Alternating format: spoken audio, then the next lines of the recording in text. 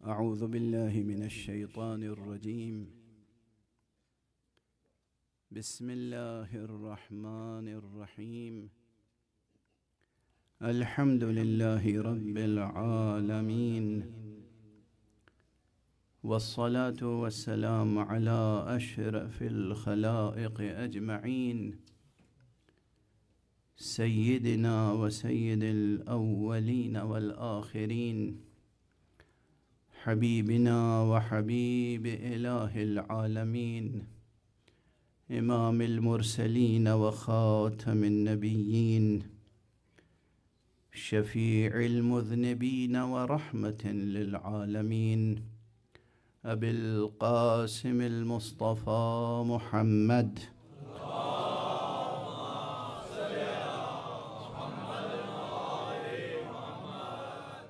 وعلى أهل بيته الطيبين الطاهرين الهداة المهديين المعصومين المظلومين، واللعنة الدائمة على أعداء الحق والدين. أما بعد، فقد قال الله تعالى عز اسمه في محكم كتابه ومتقن خطابه: بسم الله الرحمن الرحيم. إنا أعطيناك الكوثر فصل لربك وانحر إن شانئك هو الأبتر. صدق الله العلي العظيم.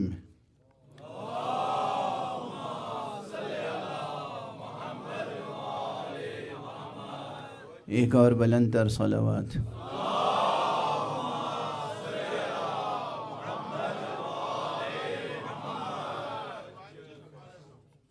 خود اس صلوات کا تعلق اس سورے سے بھی بہت گہرا ہے.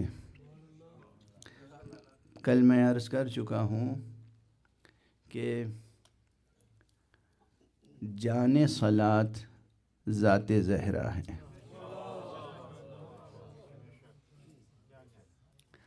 کوشش کروں گا کہ آج اس فقرے کی تھوڑی سی تشریح کر سکوں،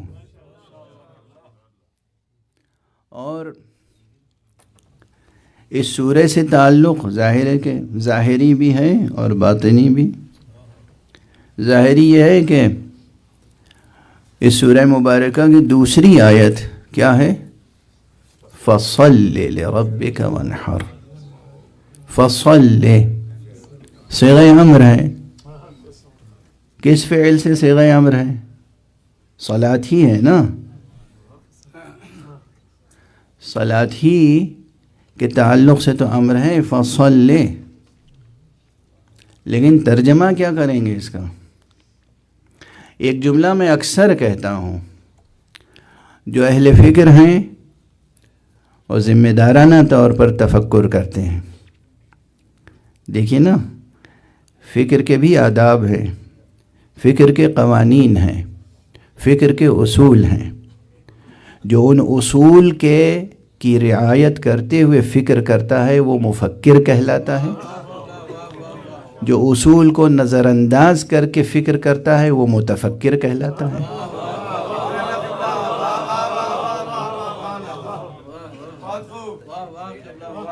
اگر آپ اسے سمجھیں، ایک شخص ہے کسی علم میں، کسی فن میں، چاہے وہ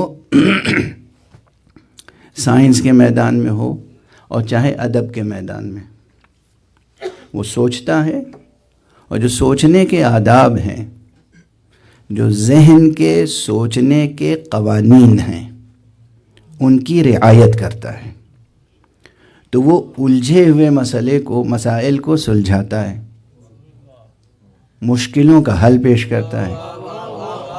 اسے کہتے ہیں مفکر. اور جو ان مسائل وہی ہیں، زندگی کے مسائل وہی ہیں، لیکن جو ذہن کی فطری، قدرتی، خدا داد صلاحیت کو صحیح طور پر استعمال نہیں کرتا اور سوچتا ہے، وہ مفکر نہیں متفکر کہلاتا ہے.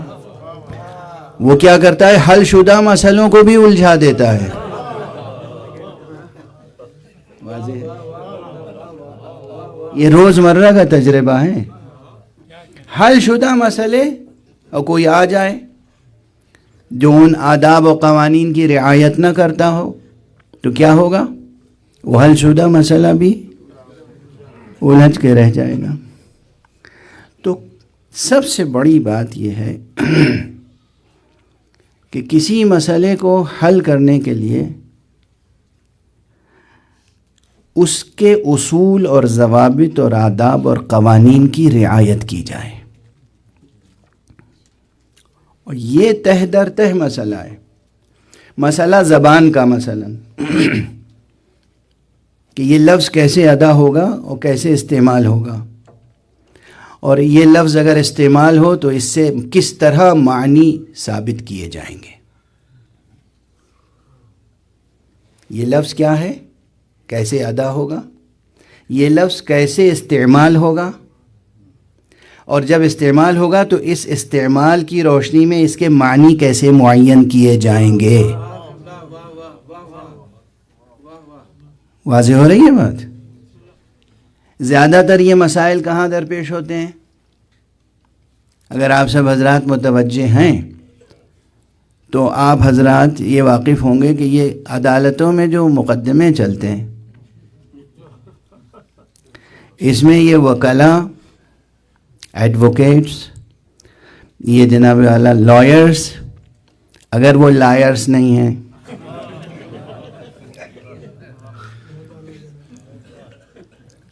اور یہ ججز اگر وہ واقعاً اپنی کرسی کا احترام کرتے ہیں تو یہ کیا کرتے ہیں؟ کسی بھی ورڈکٹ میں، کسی بھی ریزولوشن میں، کسی بھی جو ملکی دستور العمل ہے، دستور مملکت کے کسی بھی کلاز میں، کسی بھی آرٹیکل میں کوئی لفظ جو آیا ہے اس کی تشریح کرتے ہیں.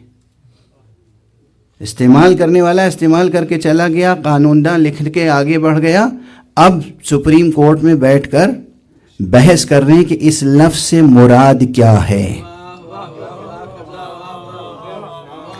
یہ لفظ لکھا ہوا موجود ہے اور اس کے بعد بحث ہو رہی ہے کہ یہ اس لفظ سے مراد کیا ہے، اس قانون کا، اس کلاز کا اطلاق کہاں ہوگا، کہاں نہیں ہوگا. اس کو طے کرنے کے لیے کہ یہ جو لفظ لکھا ہوا ہے، مثلا کسی جملے میں اگر ول آیا تو اس کا انٹرپریٹیشن کیسے ہوگا، اور شیل آیا تو انٹرپریٹیشن کیسے ہوگا. اور دونوں آتے ہیں فیوچر کے لیے نا، فیوچر ٹینس کے لیے آتے ہیں، مگر اگر ول آیا تو کیا انٹرپریٹیشن ہوگا، شیل آیا تو کیا ہوگا، ووڈ آیا تو کیا ہوگا، شوڈ آیا تو کیا ہوگا، کیا معنی ہوں گے. ارے سب انگریزی جانتے ہیں، اس کے باوجود وکیل صاحب کی ضرورت ہے.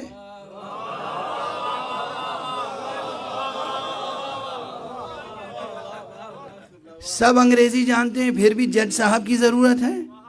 ہو سکتا ہے ملک میں یہ جو جج صاحب بیٹھے ہوئے ہیں ان سے زیادہ بڑا کوئی ادیب ہو انگریزی زبان کا، جو خواب بھی دیکھتا ہو تو انگریزی میں، وہ اخبار میں بھی لکھتا ہو انگریزی میں، صحافت میں بھی کمال رکھتا ہو، شارٹ سٹوریز لکھتا ہو، ناول لکھتا ہو، ڈرامہ لکھتا ہو، کرٹیسزم لکھتا ہو، پوئٹری لکھتا ہو، سب کچھ لکھتا ہو. سب کچھ لکھنے کے باوجود اسے یہ اتھارٹی حاصل نہیں ہوگی کہ وہ کورٹ میں آ کر اس سینٹنس کی کسی دلالت کو ثابت کر سکے جب تک کہ وہ اس علم کو نہ پڑھے جس کا نام ہے جورسپروڈنس.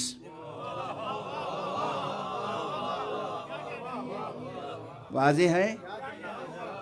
گمراہ تو نہیں کر رہا ہوں، بھٹکا تو نہیں رہا ہوں.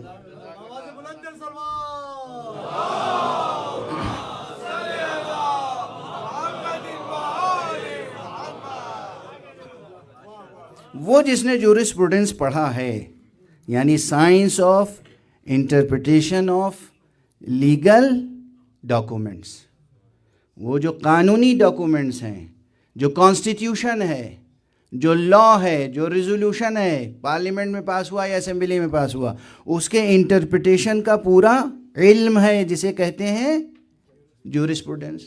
ہر یونیورسٹی میں پڑھائی جاتی ہے. جب تک جورسپروڈنس کی سند نہ ہو اس وقت تک آپ کو یہ حق نہیں ہے کہ طے کر سکیں کہ اس کلوز کے یہ معنی ہیں.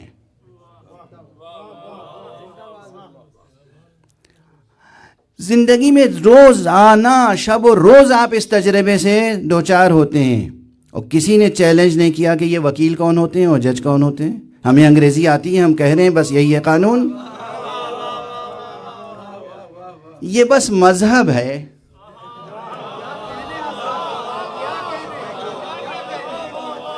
جو بیچارہ ہو گیا ہے کہ جناب والا عربی پڑھ لی، اور بھی کون سی عربی، کتنی عربی. سعودی عرب گئے تھے ڈرائیور بن کے، تھوڑے سے وہاں کلمات سیکھ لیے جو آدھے اردو آدھے عربی ہیں، چونکہ عربستان ہے. مگر وہاں جب کہتے ہیں مستقیم تو مستقیم نہیں کہتے، کہتے ہیں سیدھا سیدھا. انہوں نے بھی آپ سے لفظ سیدھا سیکھ لیا. اب کوئی ہم سے آ کے بحث کرے کہ سیدھا تو عربی لفظ ہے.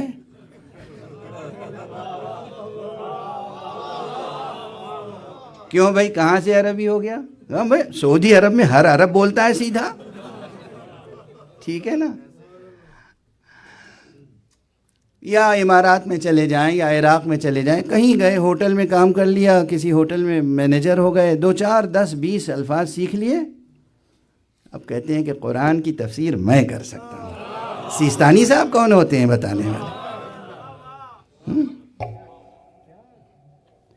یہ جرأت کورٹ میں نہیں ہوتی کہ یہ وکیل صاحب کون ہوتے ہیں، کالا کوٹ پہن کے آ گئے، انہیں اتھارٹی حاصل ہے، مسئلہ میرا، زمین میری، جائیداد میری، مقدمہ میرا. یہ کون ہوتے ہیں حل کرنے والے؟ یہ رہی قانون کی کتاب، یہ رہا میں، مجھے انگریزی آتی ہے، میں جو کہہ رہا ہوں جج صاحب مانیے. نہیں کر سکتے نا. وہاں نہیں کر سکتے، مذہب میں خوب کرتے ہیں. اب بتائیے، آپ گمراہ ہیں یا ہم؟ اور کس نے کس کو گمراہ کیا؟ آپ سے مراد ظاہر ہے آپ نہیں ہیں نا. وہ عربی کی مسل بھی ہے اور ہماری ہندی اور اردو میں بھی ہے. بیٹی کو ڈانٹتے ہیں تاکہ بہو سن لے، پرانی مسل ہے نا. رائے جب بھی ہے عملاً لوگ اس مسل کو استعمال کریں یا نہ کریں. ٹھیک ہے. اپنوں کو خطاب کیا جاتا ہے، مراد لائق اسٹوڈنٹس کو خطاب کیا جاتا ہے، مراد ہوتے ہیں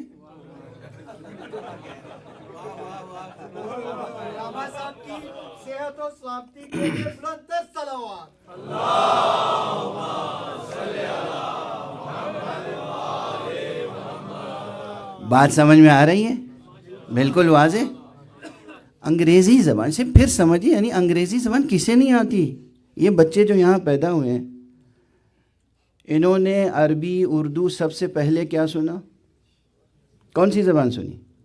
ہاسپٹل میں جب کوئی بچہ ولادت ہو رہی ہے تو اس کے ارد گرد، ماں کے ارد گرد جو مدد کر رہے ہیں ولادت میں، ڈاکٹر، نرس، یہ پورا جو اسٹاف ہے، سب آپس میں انگریزی بول رہا ہے.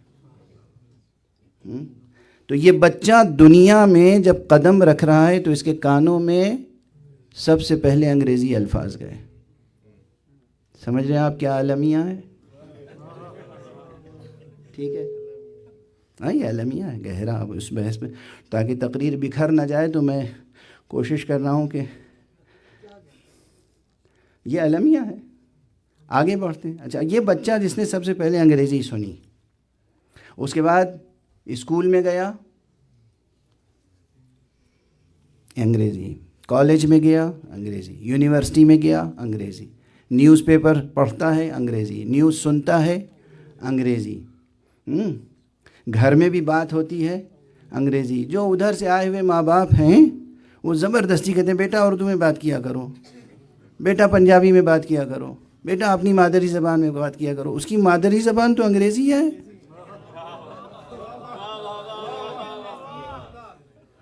آپ کی مادری زبان ہوگی اردو پنجابی. یہ جو بچہ یہاں پیدا ہوا، اس مادر وطن سے اسے جو زبان ملی وہ مادری زبان انگریزی ہے. یہ سب انگریزی جاننے کے باوجود وہ کورٹ میں کھڑا ہو کے اپنا کیس خود نہیں لڑ سکتا جب تک کہ کوئی لائر نہ ہو، کیونکہ اس نے وہ سائنس نہیں پڑھی ہے. اگر یہ بات عقلی ہے، اگر یہ بات سامنے کی ہے، اگر یہ بات فطری ہے، تو پھر آپ اس بات کو تسلیم کریں کہ قرآن مجید کے ترجمے اور ترجمانی کا حق بھی ہر شخص کو حاصل نہیں ہے۔ قرآن کا ترجمہ وہی بیان کر سکتے ہیں جنہیں اللہ نے قرآن کی ترجمانی عطا کی ہو۔ صلوات پڑھ دیجئے محمد والے۔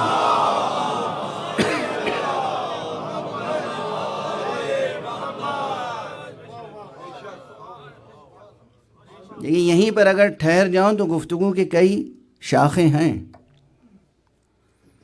ایک شاخ ادھر جاتی ہے، ایک شاخ یہیں آتی ہے۔ اب بہت سے حضرات ہیں عربی زبان، اب وہ تو خیر مثال تھی، ویسے بھی مل جاتے ہیں، ہر چوراہے پہ 2-4 مل جاتے ہیں کہ جو بازاری عربی سیکھ کے سمجھتے ہیں کہ علامہ ہو گئے، اور پھر مذہب میں رائے ظاہر کرتے ہیں۔ یاد رکھیے گا، مذہب میں، دین میں اپنی رائے، میں یہ سمجھتا ہوں، میری رائے یہ ہے۔ آپ کیا اور آپ کی رائے کیا؟ اپنا حجم تو سمجھیں، پہلے اپنا وزن تو سمجھیں، اپنی عقل کا تو احترام کریں، کسی دوسرے کی نہیں، اپنی عقل کا احترام کریں، اپنی ذات کا احترام کریں۔ آپ رائے میں، مذہب میں رائے دے رہے ہیں، دین میں رائے دے رہے ہیں، فتویٰ صادر کر رہے ہیں، یا آپ انٹرپریٹیشن کر رہے ہیں، اس کا حق کس نے دیا آپ کو؟ آپ کی فطرت یہ حق نہیں دیتی، آپ کی عقل یہ حق نہیں دیتی۔ تو جو چیز، جس چیز کا حق آپ کی فطرت اور آپ کی عقل نہیں دیتی، وہ چیز بھی کرتے رہنا مسلسل، اسی کا نام ہے جہل مرکب۔ ایک ہوتا ہے جاہل، دیکھیے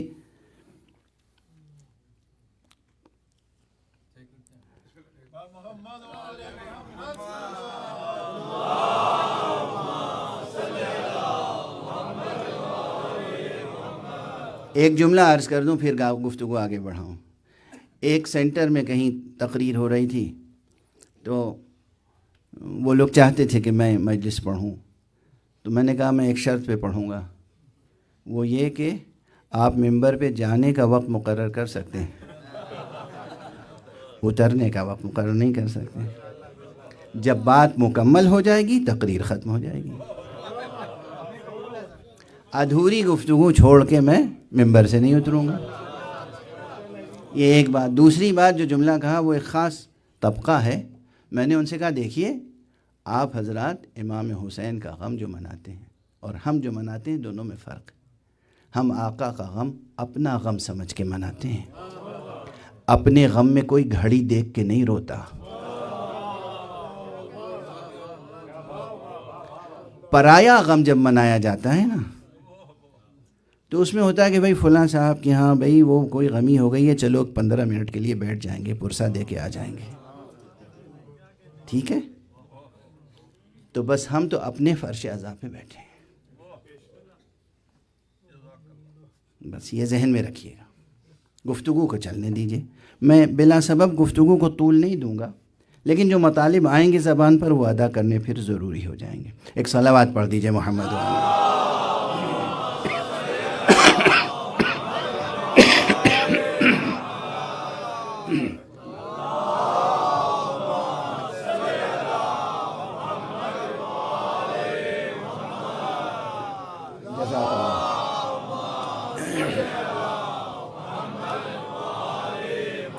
جزاکم اللہ۔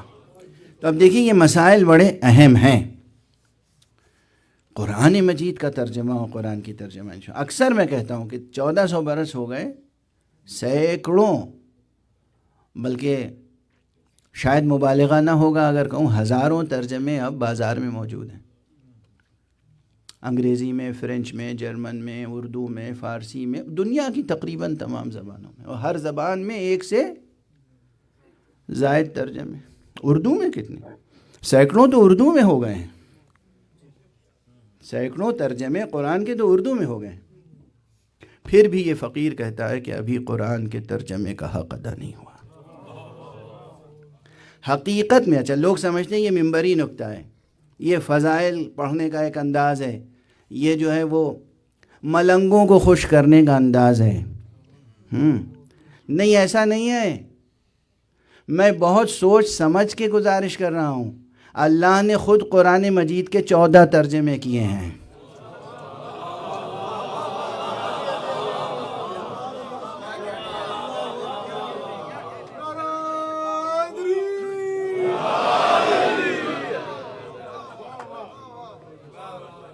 اللہ کو معلوم تھا یہ میرا کلام ہے، یہ میری مخلوق ہے، یہ جو عام مخلوق ہے یہ میرا کلام براہ راست نہیں سمجھ سکتی، اس لیے اسباب رحمت، اسباب شفقت، اسباب رحمانیت، اسباب رحیمیت، اسباب کرم، ازراہ کرم، اللہ نے قرآن مجید کے 14 ترجمے تیار کیے۔ پہلے ترجمے کا نام ہے محمد مصطفیٰ صلی اللہ علیہ وسلم۔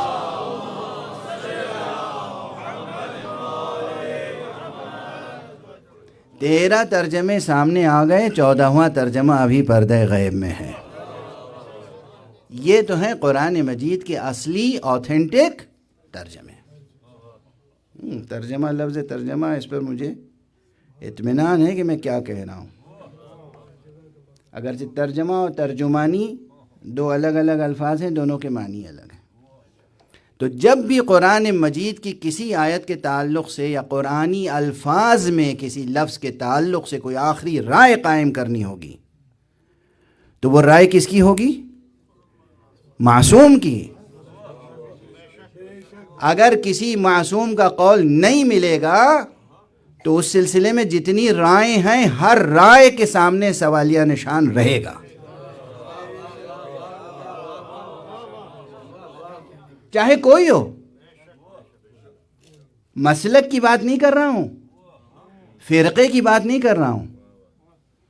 ویسے ایک بات کہوں، اب فرقہ لفظ زبان پہ آ گیا تو ایک بات سن کے جائیے گا، یہ بھی شاید نہیں ہو آپ کے لیے، بالکل نہیں ہو، اس لیے کہ اس سے پہلے اس فقیر نے صرف 2 مرتبہ کربلائے معلیٰ میں اس 40 کے سفر میں یہ بات عرض کی تھی ایک مختصر مجمع کے سامنے۔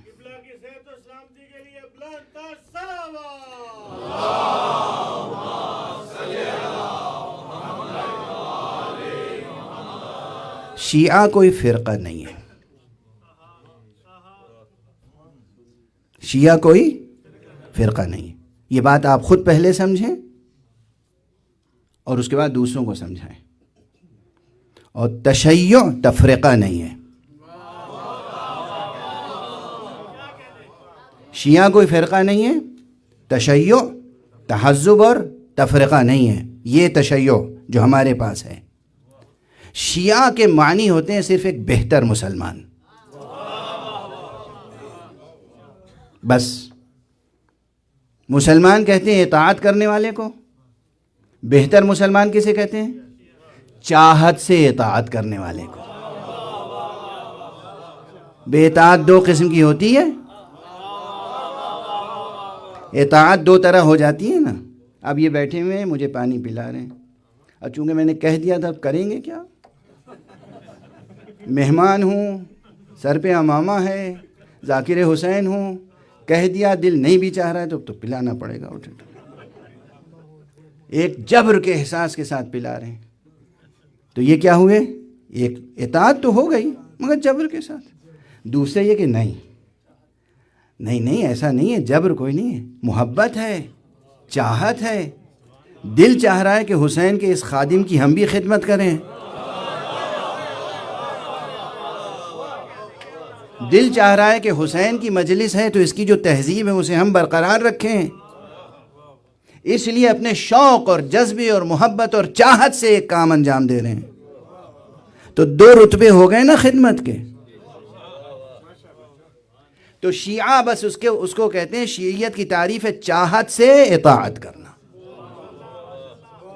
اگر ذرا اور وضاحت چاہیے تو یہ کہ جو تلوار دیکھ کر جو علی ابن ابی طالب کی تلوار دے کر اطاعت کرے وہ ادنا درجے پر ہے، جو ان کا کردار دیکھ کر اطاعت کرے۔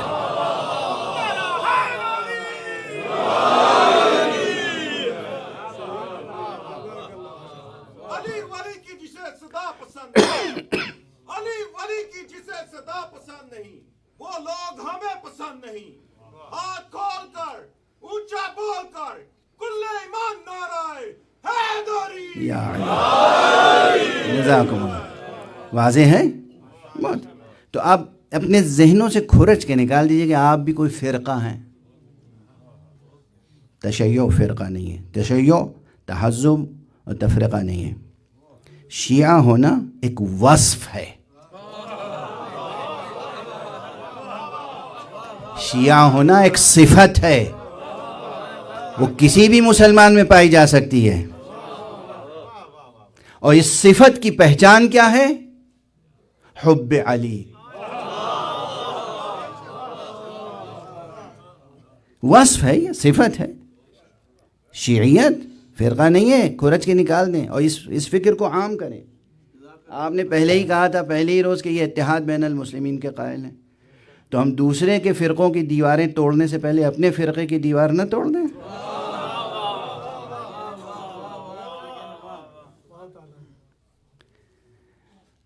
اسی طرح اگر رسول اللہ کی سنت پر عمل کرتے ہوئے کوئی خود کو سنی کہتا ہے، وہ بھی ایک وصف ہے، تفرقہ نہیں ہے۔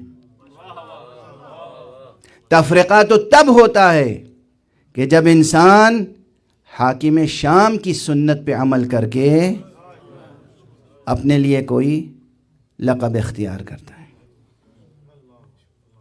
ہمارے سامنے اسلام کون سا ہے؟ اسلام محمدی، اسلام قرآنی، اسلام الہی۔ اسی اسلام الہی اور اسلام محمدی اور اسلام قرآنی کا نام ہے اسلام علوی، اسلام غدیری، اسلام حسینی۔ یہ سب الفاظ الگ الگ ہیں، معنی ایک ہیں۔ ایک صلوات پڑھ دیجئے محمد وآلہ۔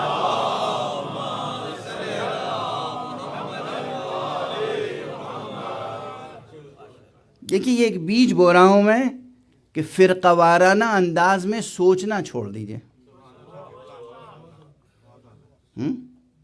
خدا پرستی کیجئے، مذہب پرستی نہ کیجئے۔ کاش یہ جملہ یاد رہ جائے۔ خدا پرستی کیجئے، خدا پرستی، مذہب پرستی نہیں۔ عموماً مناظرے کی کتابوں میں کیا ہوتا ہے؟ ہمارے مذہب کے علماء نے کہا ہے۔ آپ یہ دیکھیے کہ خدا نے کیا کہا ہے، رسول خدا نے کیا کہا ہے۔ مثلا رسول خدا نے کہا ہے من کنت مولا فہذا علی مولا، کہتے ہیں رسول خدا نے کہا ہے، ہمارے مذہب کے علماء نے کہا ہے کہ مولا کے معنی یہ ہیں۔ سمجھ میں آئی بات؟ دونوں میں فرق سمجھ میں آیا؟ مصطفیٰ صلی اللہ علیہ وآلہ وسلم نے کیا کہا ہے یہ دیکھیے، یہ نہیں کہ ہمارے مذہب کے علماء نے کیا کہا، یعنی سرکاری علماء نے کیا کہا ہے، سیاسی علماء نے کیا کہا ہے۔ سیاست سے ہمیں کیا غرض؟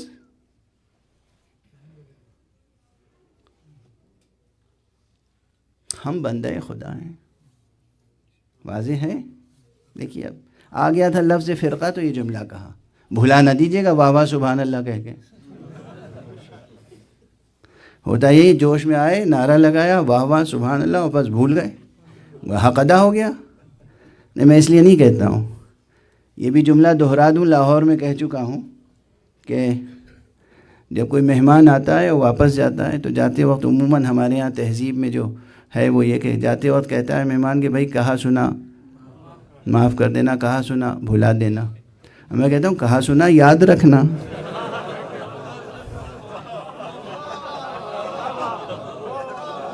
بلایا کس لیے؟ کہنے ہی سننے کے لیے تو بلایا ہے۔ جب کہنے سننے کے لیے بلایا کہ میں کہوں اور آپ سنیں تو پھر یاد رکھیے گا، بھلائیے گا نہیں۔ ایک صلوات پڑھیے محمد۔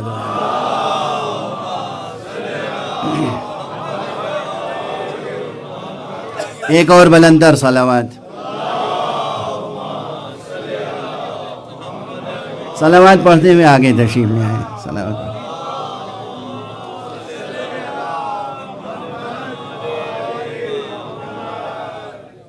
بلند صلوات پڑھیں اور آگے آ جائیں.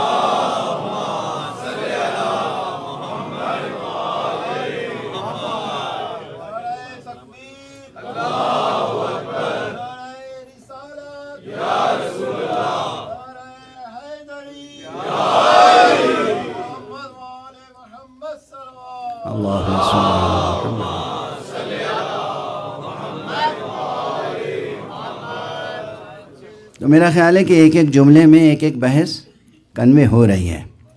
پہلی بات کہ قرآن مجید کا ترجمہ ہر ایک کا حق نہیں ہے، اور قرآن مجید میں کوئی لفظ کہاں پر کس معنی میں آیا ہے، اس معنی کو مقرر کرنے کے لیے بھی ایک ایک علم چاہیے. جب انگریزی میں، اردو میں اسے کہتے ہیں علم الدلالات. یہ جو جورسپروڈنس کی مدد سے ہوتا ہے کہ یہاں ول آیا ہے. ول کا کون بچہ ہے جو ول کے معنی نہیں جانتا اور شیل کے معنی نہیں جانتا؟ اور جا کے پوچھئے ذرا کالج میں کئی دن بحث ہوتی ہے، یونیورسٹی میں LLB کی کلاس میں، LLM میں، کہ اگر اس سینٹنس میں ول آئے گا تو کیسے انٹرپریٹ کریں گے، اور اس سینٹنس میں شیل آ جائے گا تو کیسے کریں گے. کیا مصیبت ہے؟ واضح ہے. تو قرآن مجید ہے عربی زبان میں، اور اب لفظ بدل دو. صرف یہ نہیں کہ قرآن مجید ہے عربی زبان میں، یہ ایک عام بات کہی گئی کہ قرآن مجید ہے عربی زبان میں. قرآن مجید ہے زبان محمد میں صلی اللہ علیہ وآلہ وسلم.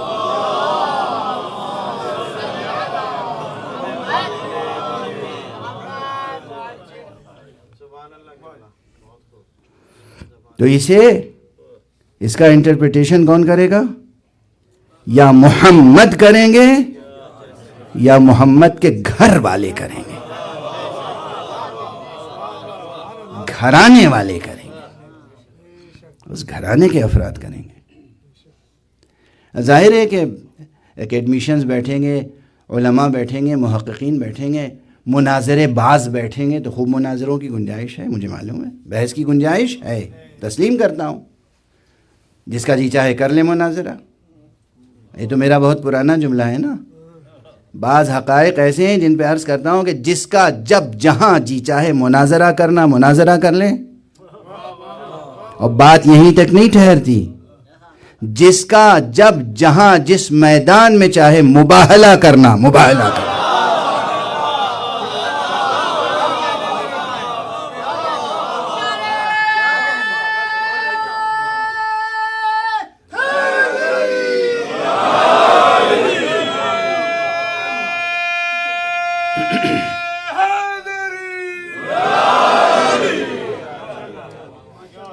ہم کسی اور کے ماننے والے تھوڑی ہیں، ہم تو اس زہرائے مرضیہ کے غلام ہیں جس نے میدان مباہلہ میں قدم رکھ دیا تو فتح حاصل ہو گئی.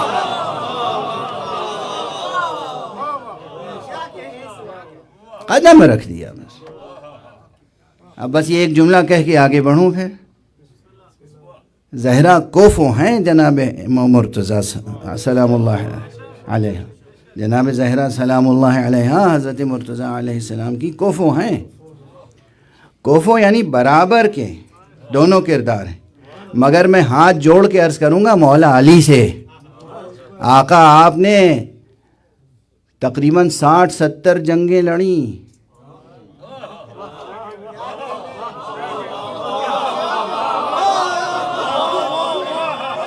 تلوار اٹھانی پڑی، جنگ کرنی پڑی، ذوالفقار حرکت میں آئی، خون ریزی ہوئی. مولا یہ آپ کی کوفو ہیں، مگر انہوں نے میدان میں قدم رکھ دیا، ایک قطرہ لہو نہیں ٹپکا اور فتح حاصل ہو گئی.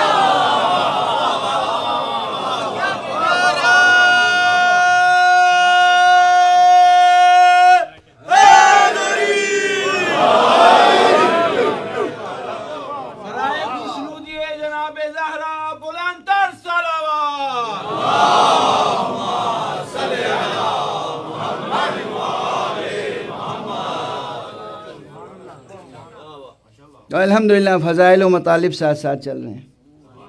خود قرآن مجید کا ایک مکمل ترجمہ جو خدا نے تیار کیا ہے اس کا نام ہے زہرا. یعنی زہرا صرف مصداق کلمہ کوثر تھوڑی ہیں، پورا قرآن بمنزلہ اسم ہے اور مسمى زہرا ہے. صلوات پڑھ دیں محمد و آل محمد.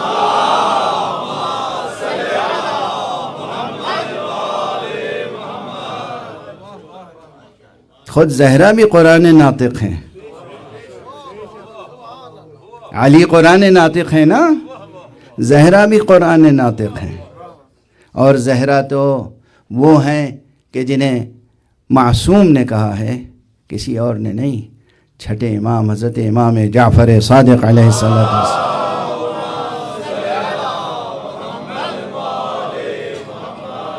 فرمایا اپنے اصحاب سے کہ تم لیلۃ القدر سے کیا مراد سمجھتے ہو؟ یہ جو قرآن مجید میں لیلۃ القدر ہے، انا انزلناہ فی لیلۃ القدر وما ادراک ما لیلۃ القدر.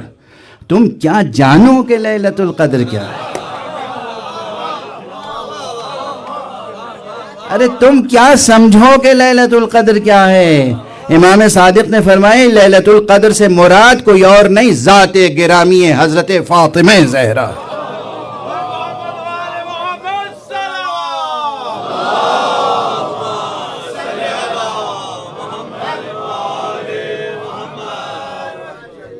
ابھی اس پہ گفتگو نہیں کروں گا مکمل، بس حوالہ دیا اور آگے بڑھ رہا ہوں. تو یہ کون بتا سکتا تھا؟ عام آدمی بتا سکتا تھا کہ لیلۃ القدر سے مراد ذات گرامی زہرا ہے؟ ساری عربی کی ڈکشنریاں اٹھا لیجئے،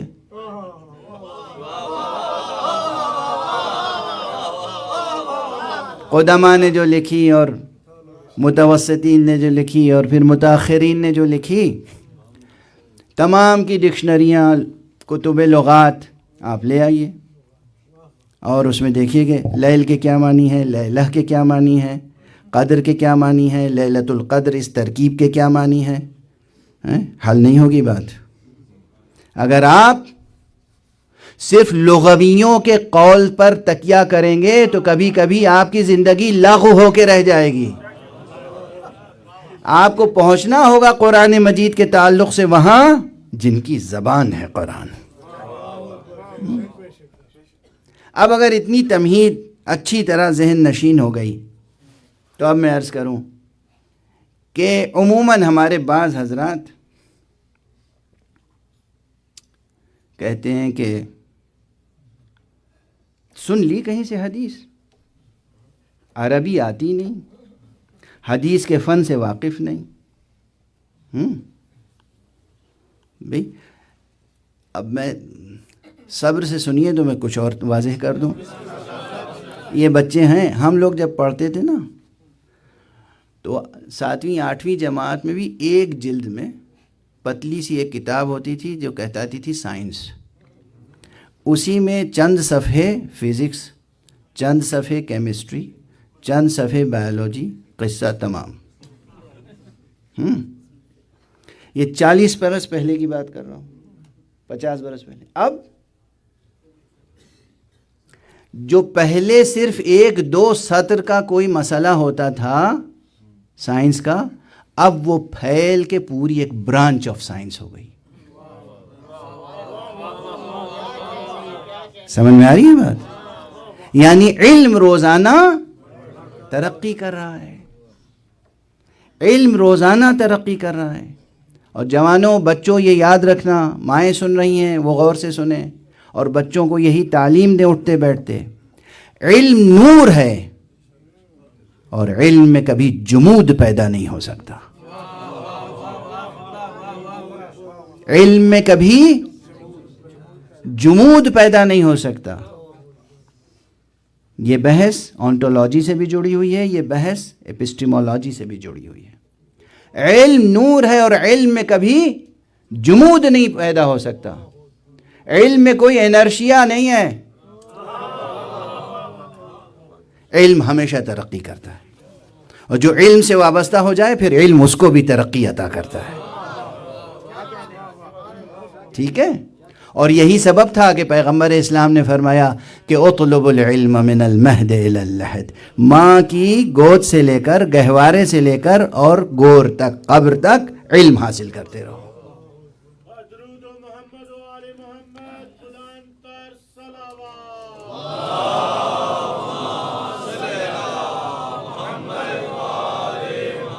تو اس بات کو دیکھ لیجئے، تجربہ کیجئے، تمام علوم میں، سوشل سائنسز میں آ جائیے، پہلے کتنی سی باتیں پڑھائی جاتی تھیں، اب اتنی موٹی موٹی کتابیں سوشل سائنس میں آ گئی ہیں۔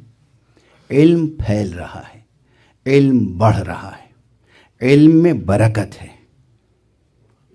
علم میں حرکت ہے، ٹھیک ہے؟ یہ ہر علم کی خصوصیت ہے، یاد ہے، یاد رہے گی یہ بات۔ علم میں ارتقاء ہے، علم میں برکت ہے، علم میں ترقی ہے، علم میں نورانیت ہے۔ جس طرح سائنس میں ہے اسی طرح دین و مذہب میں ہے۔ مذہب میں بھی جمود نہیں ہے،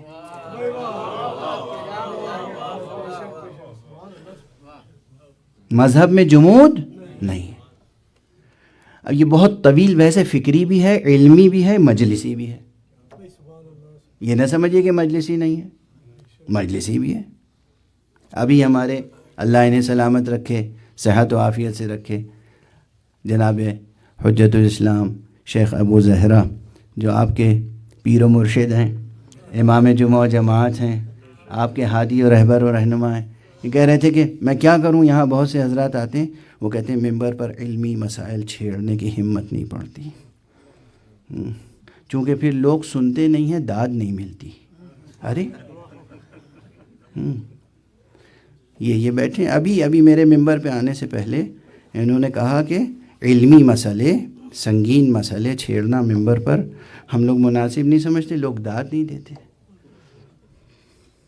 دیکھیے، ایک تو آپ سے سوء ظن ہے، یعنی گویا آپ غیر علمی باتوں پہ داد دیتے ہیں۔ علی کے فضائل خود عین علم ہے، علی کے فضائل، اہل بیت کے فضائل خود عین علم ہے، داد ہی دل سے نکلتی ہے صرف علمی باتوں پر۔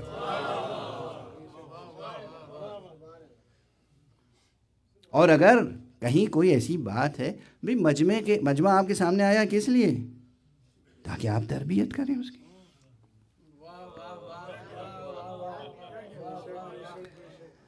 مجمع آیا ہے تاکہ آپ اس کی تربیت کریں، یہ تھوڑی کہ آپ مجمع میں آنے والے جاہل طبقے کی جہالت کی چادر خود اوڑھ لیں۔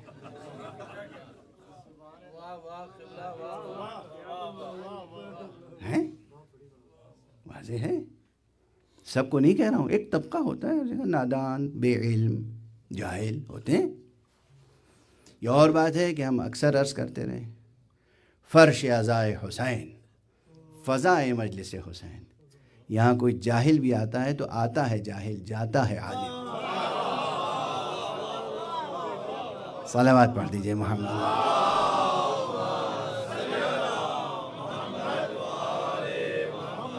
کسی نہ کسی درجے میں، کسی نہ کسی رتبے میں وہ کوئی اپنے علم و معرفت میں اضافہ کر کے جاتا ہے۔ تو بہرحال اب جیسے سائنس، پہلے زمانے میں صاحب جغرافی، پڑھا دی جغرافیہ، بس کیا پڑھاتے تھے پہلے جغرافیہ؟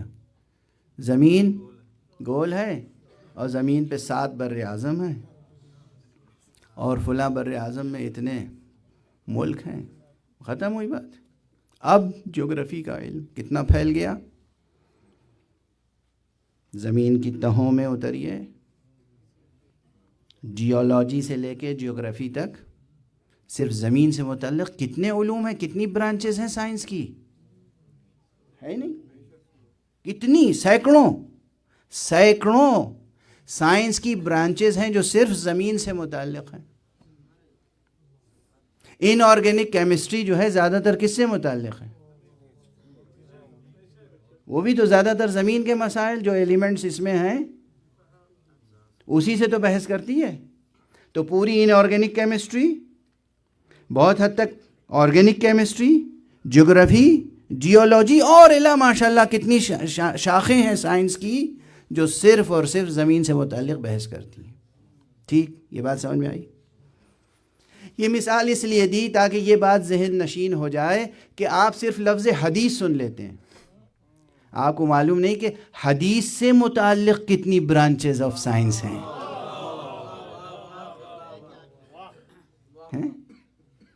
کتاب میں ایک حدیث لکھی ہوئی ہے، اس ایک حدیث کو سمجھنے کے لیے کتنی سائنس سے سہارا لینا پڑتا ہے. ایک ہے علم رجال، ایک ہے علم درایت، ایک ہے علم دلالت، اور نہ جانے درایت کتنے علوم ہیں جو حدیث سے متعلق ہیں. جب تک آپ ان سب کو نہیں پڑھیں گے، ان سب میں مہارت نہیں پیدا کریں گے، آپ کسی ایک حدیث کے بھی صحیح انٹرپریٹیشن کے لائق نہیں ہوں گے. واضح ہو رہی ہے بات؟ اب سوچئے کہ یہ جو سوشل میڈیا پر ماشاء اللہ روزانہ لوگ حدیثیں پوسٹ کرتے رہتے ہیں، صبح دوپہر شام آدھی رات. صحیح اردو پڑھنا نہیں جانتے، صحیح اردو لکھنا نہیں جانتے، عربی صحیح پڑھنا نہیں جانتے، لکھنا نہیں جانتے، کچھ نہیں. ڈکشنری میں کوئی لفظ کہاں ملے گا کھول کے دیکھنا نہیں جانتے. میں مثال دے دوں، تھوڑی دیر ہوگی، مثال دے دوں بس ایک جملے میں. عربی میں ایک لفظ ہے استیعاب، الف سین تے یہ عین الف بے، استیعاب. اردو میں بھی استعمال ہوتا ہے، لٹریری اردو میں، لیکن عام اردو میں، روزمرہ کی اردو میں نہیں استعمال ہوتا. یہ اردو میں بھی استعمال ہوتا ہے، فارسی میں بھی، عربی میں بھی. لفظ اصل ہے عربی کا استیعاب. عربی ڈکشنری میں کہاں ڈھونڈیں گے اسے؟ الف کے باب میں یا کہیں اور؟ الف کے باب میں نہیں ملے گا، یہ ملے گا واو کے باب میں. یہ کیا ہوا تماشا؟ ابھی جانا، آج تجربہ کرنا. آج واو تو اس میں ہے ہی نہیں کہیں. الف سین تے عین یہ الف بے، یہی نا استیعاب. الف سین تے یہ عین الف بے، واو کہاں ہے اس میں؟ جو حرف سرے سے ہے ہی نہیں، ملے گا یہ وہاں. سمجھ میں آ رہی ہے بات؟ اس کے معنی ہے کہ زبان میں اتنی بصیرت حاصل ہو جائے کہ جو حرف نظر نہیں آ رہا ہے، چھپا ہوا ہے، وہ بھی دیکھ سکو.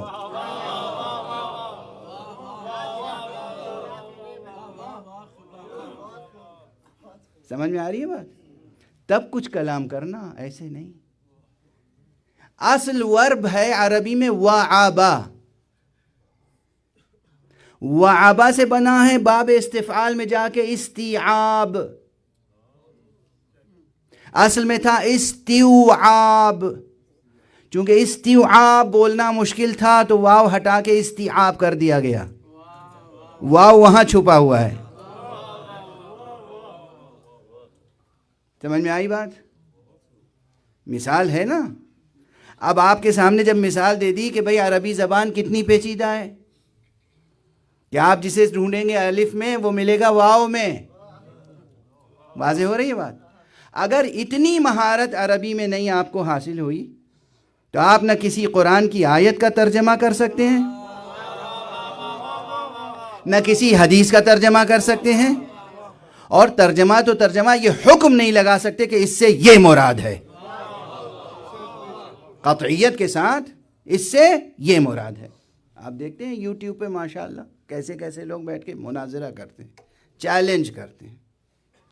ارے اپنے حجم کو پہچانو، اپنی عقل کا احترام کرو، اپنی شخصیت کا احترام کرو، اپنی شخصیت کا احترام کرو. ذرا سا پڑھا لکھا کوئی آدمی تمہاری گفتگو سنے گا تو مذاق اڑائے گا، اور اس اتھارٹی کے ساتھ ماشاءاللہ ایسی گفتگو کرتے ہیں کہ جیسے علمی گفتگو نہیں ہو رہی ہے بلکہ کوئی کشتی ہو رہی ہے، دنگل ہو رہا ہے. اور زبان وہ استعمال کرتے ہیں کہ معلوم ہوتا ہے علمی گفتگو نہیں کر رہے ہیں بلکہ جانے کہاں کی گفتگو کر رہے ہیں. یہ گفتگو کی تہذیب اہل بیت نے یہ سکھایا ہے. اہل بیت کے چاہنے والوں کی یہ تہذیب ہونی چاہیے. بس گفتگو یہاں روک رہا ہوں، گفتگو آگے بڑھا دوں. اب آتے ہیں بات پہ کہ قرآن مجید میں لفظ صلاۃ آیا ہے اور حدیث میں ہے امام جعفر صادق علیہ الصلاۃ والسلام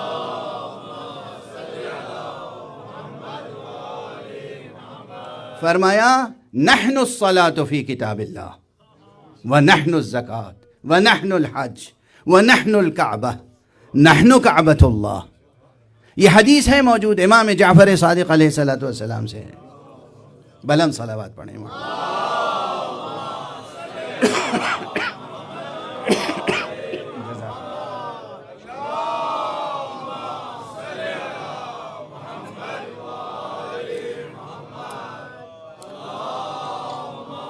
پانی گرم ہی رہے بھائی.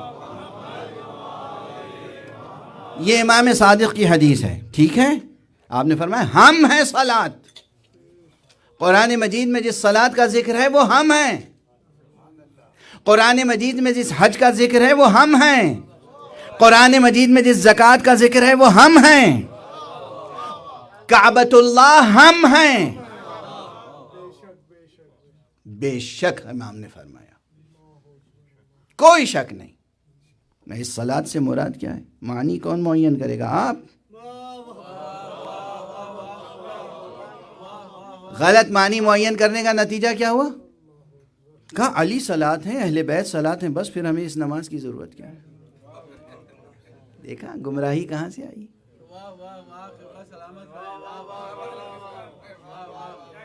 سمجھ میں آ رہی ہے بات؟ سمجھ میں آ رہی ہے بات؟ آستینیں چڑھا چڑھا کے سیستانی کیا ہوتے ہیں، خمینی کیا ہوتے ہیں. یہ رہی حدیث، یہ رہا ترجمہ. مثال سمجھ لی نا آپ نے. ترجمہ کرنے کی ذمہ داری کیا ہے، حدیث کو پرکھنے اور پہچاننے کی ذمہ داری کیا ہے. قرآن مجید میں الفاظ جو ہیں ان کے معنی معین کون کرے گا؟ آپ، ہم. عربی کی تمام ڈکشنریاں گھول کے کوئی پی لے تب بھی اسے حق نہیں ہے کہ حرف آخر کہہ سکے جب تک کہ معصوم کی تائید نہ ہو.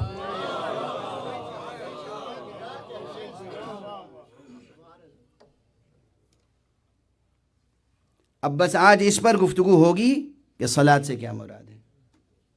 میں بار بار دیکھتا تو ہوں، نظر کچھ نہیں آتا، عادت سی پڑ گئی ہے. ہاں واقعا عادت سی پڑ گئی ہے.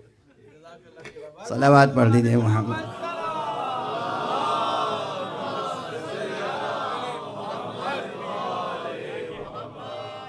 سمجھ کے اٹھیے گا مسئلہ، سمجھ کے اٹھیے گا. بے شک میرے آقا نے فرمایا نحن الصلاۃ فی کتاب اللہ، ہم ہیں صلاۃ اللہ کی کتاب میں. بے شک یعنی محمد صلاۃ ہے، علی صلاۃ ہے، زہرا صلاۃ ہے، حسن صلاۃ ہے، حسین صلاۃ ہے، علی ابن الحسین زین العابدین صلاۃ ہے، محمد باقر صلاۃ ہے، جعفر صادق صلاۃ ہے، موسیٰ الکاظم صلاۃ ہے، علی رضا صلاۃ ہے، محمد تقی صلاۃ ہے، علی نقی صلاۃ ہے، حسن عسکری صلاۃ ہے، ہمارا امام غائب صلاۃ ہے.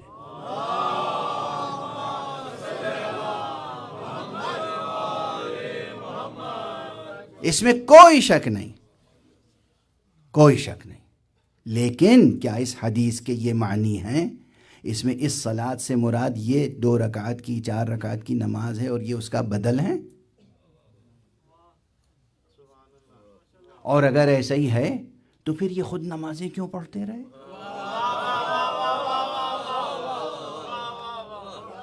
اور کیسے کیسے حالات میں نمازیں پڑھی؟ تلوار کی چھاؤں میں نمازیں پڑھی، تیروں کی برسات میں نمازیں پڑھی، سفر میں نمازیں پڑھی، حضر میں نمازیں پڑھی. اور یہ جب نماز پڑھتے تھے تو ان کی نماز کی یہ اہمیت تھی کہ ان کی خاطر، ان کی نماز کی خاطر سورج پلٹ آتا تھا. یہ کیوں پڑھتے تھے نمازیں؟ دست ادب جوڑ کے ایک جملہ عرض کر رہا ہوں. آج لوگ پوچھتے ہیں کہ بھائی یہ ہوا کیوں آخر؟ کیا علی وقت پر نماز نہیں پڑھتے تھے؟ یہ دیر کیسے ہو گئی؟ رسول نے زانوں پہ سر رکھا اور سو گئے، اور نماز حضرت علی نے عصر کی نہیں پڑھی، اور سورج غروب ہو گیا، اور پھر سورج پلٹا. یہ کیا ہے ہماری سمجھ میں نہیں آتا. ایک جملہ یاد رکھیے گا، یہ غالباً اللہ نے، رسول نے اس لیے یہ عمل انجام دیا تاکہ تاریخ میں یہ بات ثبت ہو جائے کہ علی بھی نماز پڑھتے تھے.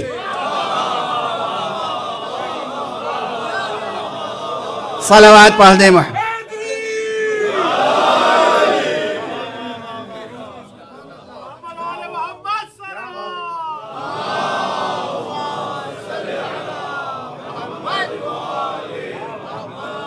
کوئی رب ہے، کوئی اللہ ہے، کوئی معبود برحق ہے، کوئی خالق ہے، کوئی رازق ہے، جسے محمد اور علی بھی سجدہ کرتے تھے، جس کے لیے علی بھی نمازیں پڑھتے تھے.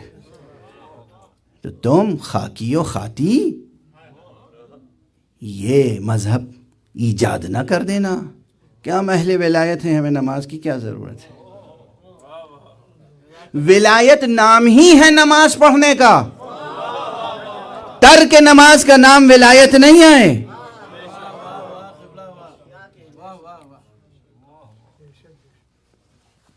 یاد رکھیے گا یہ جملہ، سینکڑوں صفحے کی بحث سمیٹ کے ایک ایک جملے میں عرض کر رہا ہوں، یہ سب یاد رکھیے گا. افسوس یہ ہے کہ لفظ ولایت کے معنی بھی لوگوں نے کچھ کے کچھ کر دیے.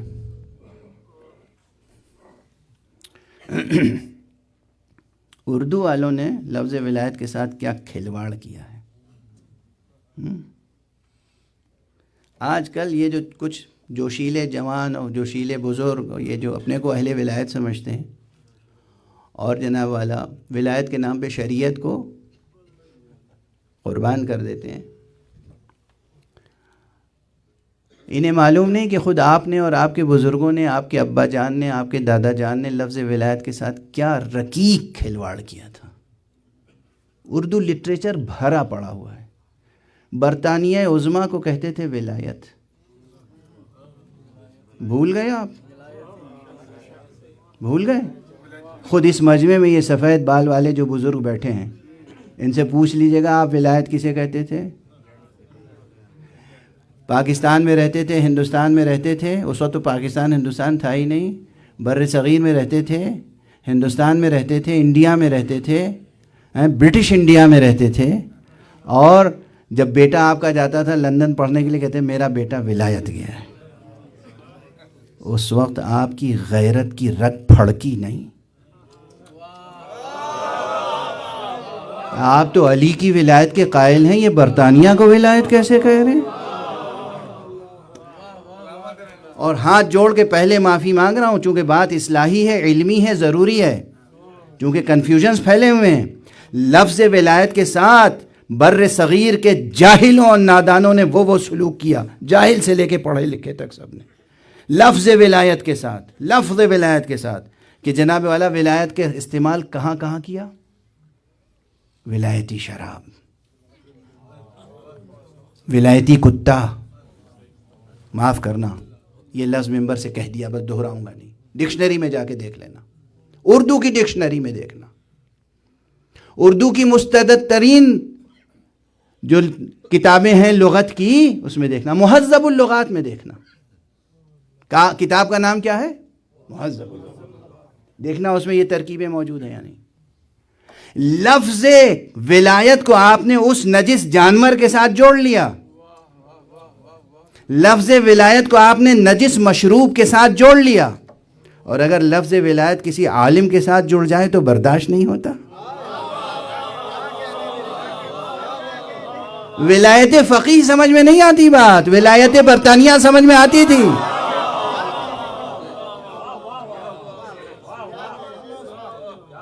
برن عقل و دانش بے باید گریست، اس عقل پر، اس دانش پر رونے کا دل چاہتا ہے. کس نے گمراہ کر دیا؟ کس کی نظر لگ گئی آپ کے علم کو، آپ کی بصیرت کو، آپ کی عقل کو؟ اور فرما رہے ہیں آپ. بس آج اتنا تازیانہ کافی ہے، ٹھیک ہے نا؟ کیا میں آپ کو خوش کرنے کے لیے آتا ہوں ممبر پہ؟ لفظ ولایت کے معنی اصل میں ہے حکومت. یہیں سے فائدہ اٹھایا انگریزوں نے، اور انہوں نے اپنی حکومت کو ولایت کہلانا شروع کر دیا۔ ولایت علی کے معنی بھی ہے علی کی حکومت۔ اس لفظ کے معنی میں تصرف کیا گیا، کہا گیا حکومت نہیں، علی کی محبت، علی کی محبت۔ ولایت علی یعنی علی کی محبت، ولایت علی یعنی علی کی محبت۔ آپ کو بھی یہ سبق یاد ہو گیا۔ یہ سبق ان لوگوں نے شروع کیا تھا جنہوں نے علی کے حق حکومت کو غصب کیا تھا۔ واجب ہم پر اور آپ پر یہ ہے ازرو قرآن اور ازرو وصیت مصطفیٰ کہ ہم قیام قیامت تک علی کی حکومت میں رہیں۔ صلوات پڑھ دیں محمد و آل محمد۔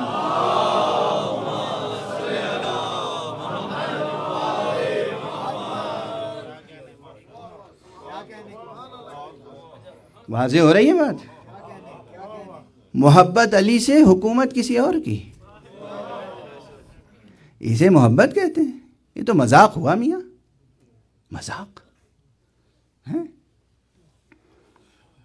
محبت علی سے، حکومت کسی اور کی۔ ولایت علی کے معنی ہے کہ قیام قیامت تک ہمیں علی کی حکومت میں جینا ہے، یعنی علی بظاہر ہو یا نہ ہو ہماری زندگی میں وہ احکام کار فرما ہو جو علی کی حکومت کے احکام ہیں۔ واضح ہے؟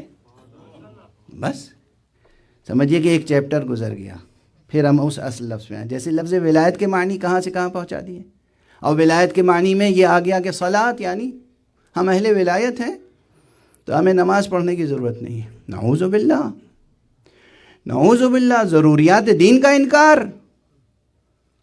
صلاۃ کے خود قرآن مجید میں کتنے معنی ہیں پہلے یہ تلاش کیجئے۔ صلاۃ کے صرف ایک معنی ہے، یعنی یہ 2 رکعت نماز۔ ایک صلاۃ کے خود قرآن مجید میں ایک سے زائد معنی ہے۔ ابھی بالحصر میں گفتگو نہیں کر رہا ہوں، میں یہ نہیں چاہتا کہ عرض کروں کہ کل اتنے معنی ہیں۔ کل کتنے معنی ہیں الگ بحث۔ عربی زبان کی ایک خصوصیت ہے، کبھی کبھی اس کے ایک لفظ کے 70 معنی ہوتے ہیں، اور کبھی ایک معنی کے لیے 70 الفاظ ہوتے ہیں۔ عربک لینگویج بہت رچ لینگویج ہے، بہت۔ جس طالب علم کا جی چاہے۔ آپ کی انگریزی زبان میں شیر کے لیے کتنے الفاظ ہیں؟ شیر، لائن، یہ درندہ جانور شیر، کتنے الفاظ ہیں؟ 2 4 5 10 ہیں؟ اتنے ہی نا بھائی۔ اس اتنے بڑے مجمع میں کتنے انگریزی داں ہوں گے؟ سبھی انگریزی داں ہیں، لیکن وہ لوگ بھی ہوں گے جن کا مطالعہ ہے، اٹھتے بیٹھتے پڑھتے رہتے ہیں۔ بتائیے انگریزی زبان میں شیر کے لیے کتنے الفاظ ہیں؟ یہ عربی زبان ہے جس میں شیر کے لیے کم سے کم 300 الفاظ ہیں۔ یہ قصہ کہانی نہیں سنا رہا ہوں، ابھی مجھ سے پوچھیں میں ابھی الفاظ سنا دوں گا آپ کو۔ میں ڈوبا ہوا ہے نا؟ اور جو شراب نہیں پینا چاہتا اس کو بھی کسی نہ کسی بہانے سے پلا دیتے ہیں۔ آئس کریم میں شراب ملا دیں گے، کیک میں شراب ڈال دیں گے، چاکلیٹ میں شراب ڈال دیں گے، ہے نا؟ ہو رہا ہے نا؟ ابھی آج ہی ہمارا ایک عزیز کہہ رہا تھا کہ ہماری تو چھٹی رہتی ہے، بس ہم انگریڈینٹس ہی دیکھتے رہتے ہیں ہر چیز کے۔ اس معاشرے میں جہاں پورا معاشرہ شراب میں ڈوبا ہوا ہے، خود شراب کے لیے کتنے الفاظ ہیں؟ How many words? 4 5 8 10 ہیں بس نا۔ عربی زبان میں 500 سے زیادہ الفاظ ہیں شراب کے لیے۔ یہ عربک لینگویج، اس لینگویج کی ریچنس دیکھو۔ ایک قصہ کہانی نہیں سنا رہا ہوں، ابھی جاؤ انٹرنیٹ پر ٹائپ کرو کہ کتنے نام ہیں، how many names for line, شیر، اسد، وہ فہرست آ جائے گی 300 سے زیادہ، کہیں کہیں 300 سے کم، لیکن بہرحال تمہیں اندازہ ہو جائے گا کہ کتنے الفاظ ہیں۔ اسی طرح تو میں خلاصہ یہ کہ کبھی عربی میں ایک لفظ کے ایک سے زیادہ معنی ہوتے ہیں، اور کبھی ایک معنی کے لیے ایک سے زیادہ لفظ ہوتے ہیں۔ اس زبان میں لفظ صلاۃ کے کتنے معنی ہیں؟ کون معین کرے گا کہ یہاں جو امام نے فرمایا نحن الصلاۃ فی کتاب اللہ، یہاں صلاۃ سے کیا مراد ہے؟ آپ معین کریں گے. واضح ہو رہی ہے بات؟ یعنی یہ مسئلہ ایسا ہے جسے انشاءاللہ اگر آپ نے سمجھ لیا تو جڑ سے حل ہو جائے گا. اب کتنے معنی ہیں لفظ صلاۃ کے، یہ نہ کہیے کہ مولوی صاحب نے اپنی طرف سے معنی کر لیے. میں آپ کو دکھاتا ہوں قرآن میں کتنے معنی ہیں. ایک تو اقیم الصلاۃ، نماز قائم کرو، قرآن میں اللہ نے کہا ہے نا. اس سے یہ صلاۃ مراد ہے جو ہم قبلے رخ کھڑے ہو کے پڑھتے ہیں. ایک جگہ آیا کہ شہداء اور جو مصیبتیں برداشت کرتے ہیں ان کے فضیلت میں آیت ہے، مشہور ہے، آپ سب کو یاد ہوگی. وَبَشِّرِ الَّذِينَ إِذَا أَصَابَتْهُمْ مُصِيبَةٌ قَالُوا إِنَّا لِلَّهِ وَإِنَّا إِلَيْهِ رَاجِعُونَ أُولَئِكَ عَلَيْهِمْ صَلَوَاتٌ مِّن رَّبِّهِمْ وَرَحْمَةٌ وَأُولَئِكَ هُمُ الْمُهْتَدُونَ. قرآن کی آیت ہے نا. یہاں صلوات سے کیا مراد ہے؟ اے رسول بشارت دے دیجئے انہیں جن پر جب مصیبت پڑتی ہے تو وہ یہ کہتے ہیں انا للہ و انا الیہ راجعون. کیا بشارت دیجئے؟ اولئک علیہم صلوات من ربہم، وہی وہ ہیں جن پر اللہ کی طرف سے صلواتیں ہیں. یہ صلوات جمع ہے صلاۃ کی. کیا مراد ہے اس سے؟ اللہ نماز پڑھتا ہے آپ کے لیے.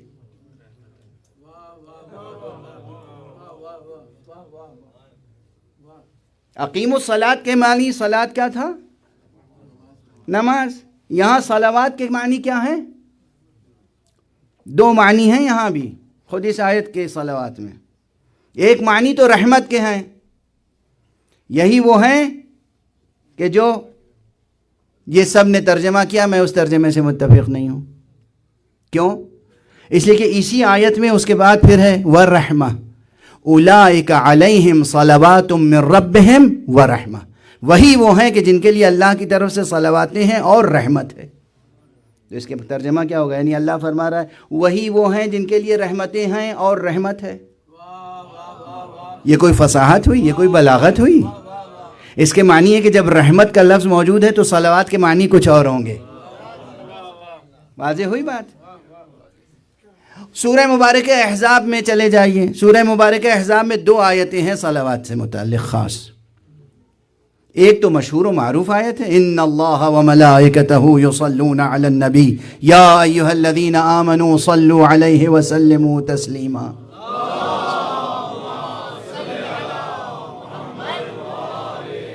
کیا مراد ہے یہاں صلو سے؟ محمد اور آل محمد پر صلوات یعنی نمازیں پڑھو ان کے لیے. ماننا پڑے گا نا کہ یہ معنی الگ ہیں اس معنی سے. ابھی یہی بحث ہو رہی ہے نا کہ معنی ایک سے زیادہ ہیں. ایک اقیم الصلاۃ نماز پڑھو، اور ایک ہے اولئک علیہم صلوات من ربہم ورحمہ، وہی وہ ہیں کہ جن پر اللہ کی طرف سے حسن ثنا ہے.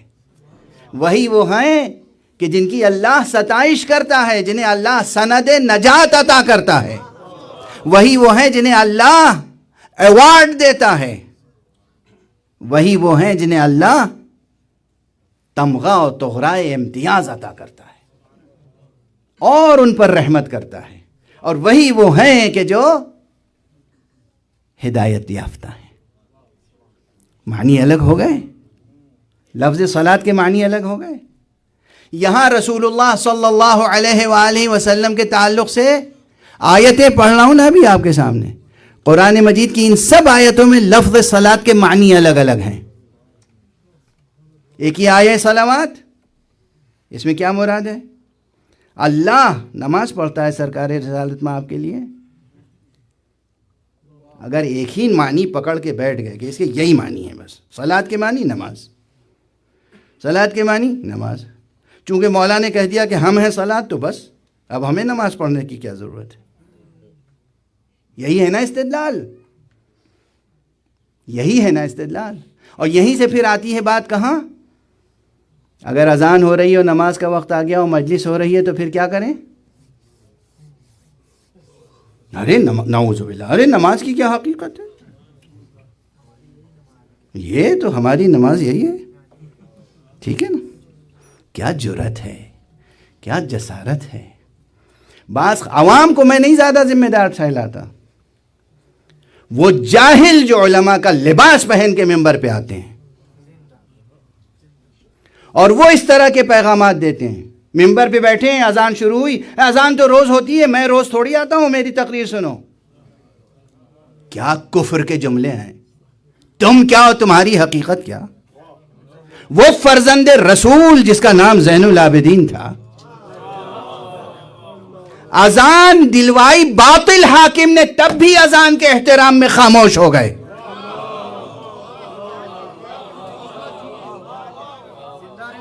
اور آپ سمجھتے ہیں کہ آپ خاموش نہیں ہوں گے. یہ مولا کی بندگی ہے, یہ عشق ہے, یہ محبت ہے, یہ شیعیت ہے, یہ مولائیت ہے. یہ مولائیت ہے, یہ عشق ہے, یہ عزاداری ہے, یہ سوگواری ہے. جو سراپا سوگ تھا حسین کے لیے, سراپا غم, سراپا زخم, وہ سید الساجدین, اور اسے ایک ہی موقع ملا تھا اپنا درد بیان کرنے کے لیے بھرے ہوئے ظالم دربار میں, اور ظالم نے اذان دلوا دی تو خاموش ہو گئے. یہ ہے حکم معصوم, یہ ہے عمل معصوم. اور آپ معصوم کے نام پر کھانے کمانے والے, آپ اپنی دنیاوی عیش و عشرت کمانے والے, آپ دین کو پامال کر رہے ہیں. آپ کیا, آپ کی خطابت کیا, آپ کیا, آپ کی فصاحت کیا, آپ کیا, آپ کی بلاغت کیا, آپ کا علم کیا. آپ کو یہ حق ہے کہ مؤذن تو روز اذان دیتا ہے, میں آج آیا ہوں, آج میری سن لو, میں روز روز نہیں آتا. آپ کیسے برداشت کرتے ہیں اسے؟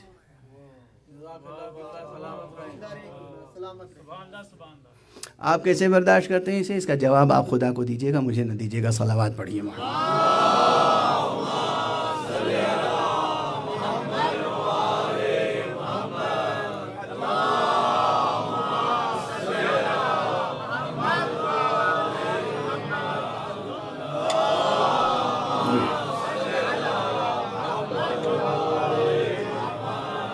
چھوٹے بڑے, بچے بوڑھے, خواتین, میری مائیں, میری بہنیں, دین کو بچانے والی تو خواتین ہوتی ہیں. اس لیے یاد رکھیے, بی بی فاطمہ زہرا کے نام پر یہ مجلس ہے. اس میں ایک پیغام دے کے جا رہا ہوں. بات ادھوری رہ گئی, میں تھک گیا. بات ادھوری رہ گئی, کل جاری رہے گی, کل جاری رہے گی. بہت سے فضائل رہ گئے. جناب بی بی فاطمہ زہرا کے فضائل میں ایک جملہ لکھا ہے ایک مورخ نے, کہا بی بی, اور یہ جملہ کوئی نقل نہیں کرتا, بی بی کا گھر خواتین کا مدرسہ ہوا کرتا تھا.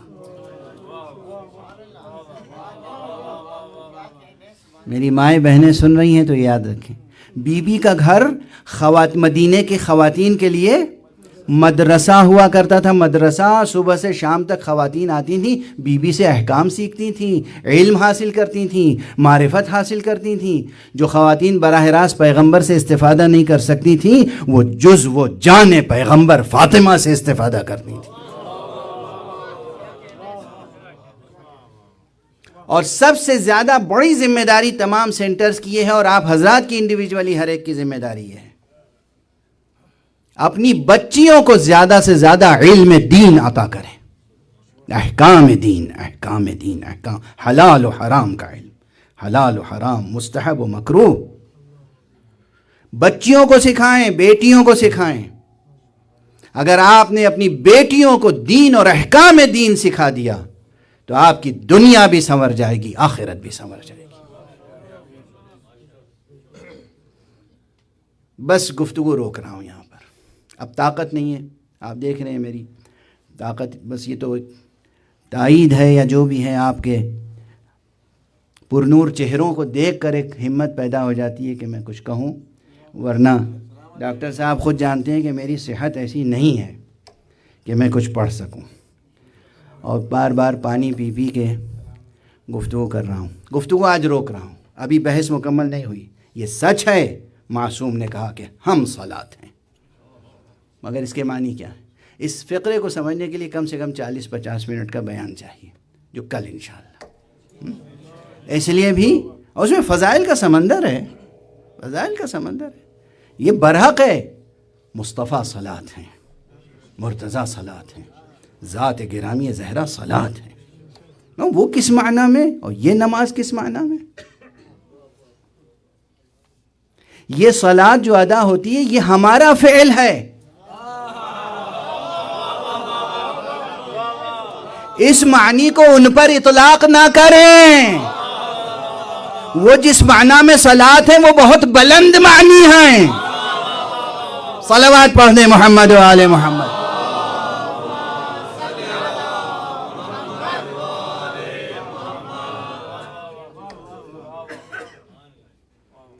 یہ آپ نے وضو کیا اور آئے اور اپنی لڑبڑائی ہوئی زبان میں نماز پڑھ دی، ضالین کو زوالین کہہ دیا، انعمتا کو انمتا کہہ دیا. ایک سورہ حمد بھی صحیح نہیں پڑھ سکتے. اس معنی صلات کو ان کی ذات پر اطلاق نہ کریں. یہ ایک عارف اور عاشق کے شان کے خلاف ہے. ان کے لیے جس معنی میں صلات کا لفظ استعمال ہوا وہ بہت بلند ہے، اس کے معنی کچھ اور ہیں. میں نے عرض کیا اس کی وضاحت کے لیے کم سے کم 40-50 منٹ چاہیے. اتنے علمی حکیمانہ فلسفیانہ بحثیں ہیں وہاں پر.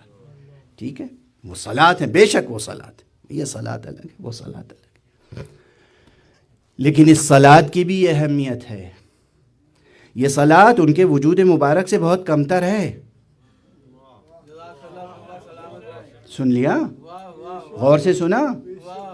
یہ صلات مصطفیٰ سے عظیمتر نہیں ہے. یہ صلات زہرا سے برتر نہیں ہے. یہ جو آپ پڑھتے ہیں چاہے کتنی ہی قرأت ہو، کتنی ہی صحت سے پڑھیں. ابھی تو میں نے کہا لڑبڑائی ہوئی زبان میں نماز پڑھ لیتے ہو، اسے کیا سمجھو گے؟ ارے آپ لڑبڑائی ہوئی زبان میں نہیں، ماشاء اللہ آپ علم تجوید اور علم مقامات اور علم قراءات سب میں ماہر ہو جائیں اور پوری احتیاط اور توجہ کے ساتھ تمام آداب و مستحبات کے ساتھ نماز پڑھیں، تب بھی آپ کی نماز میری نماز، یہ نماز کیا زہرا کے برابر ہو جائے گی؟ یہ نماز بھی ان کے خاک قدم کے برابر نہیں ہوگی. زہرا بہت بلند ہے، معصومین بہت بلند ہے. یہ آپ کا ہمارا عمل ہے، یہ فعل ہے. خدا قبول کر لے تو اس کا لطف و کرم، اور وہ بھی قبول کرے گا تو انہی کے تصدق میں. ہم جتنی بھی صحت و سلامتی کے ساتھ نماز پڑھیں، اگر یہ نماز بھی قبول ہوگی تو انہی کے طفیل میں، انہی کے تصدق میں، انہی کے واسطے سے، انہی کے توسل سے ان کی ولایت نہیں ہوگی تو یہ نمازیں منہ پر مار دی جائیں گی. تو یہ معنی الگ ہیں، وہ معنی الگ ہیں. کیوں مغالطے سے کام لیتے ہیں؟ خلط ملط کیوں کر رہے ہیں؟ ادھر کے معنی ادھر، ادھر کے معنی ادھر. اعتقادات کیوں خراب کر رہے ہیں؟ بس گفتگو تمام. وہ جس معنی میں صلات ہیں انشاءاللہ گزارش کروں گا، آج بس ایک جملہ عرض کروں گا اور آپ گریہ کریں گے. یہ صلات بھی اتنی اہم ضرور ہے کہ یہ صلات بھی زہرا نے ٹوٹی ہوئی پسلیوں کے ساتھ بھی پڑھا. بس مجلس تمام ہو گئی.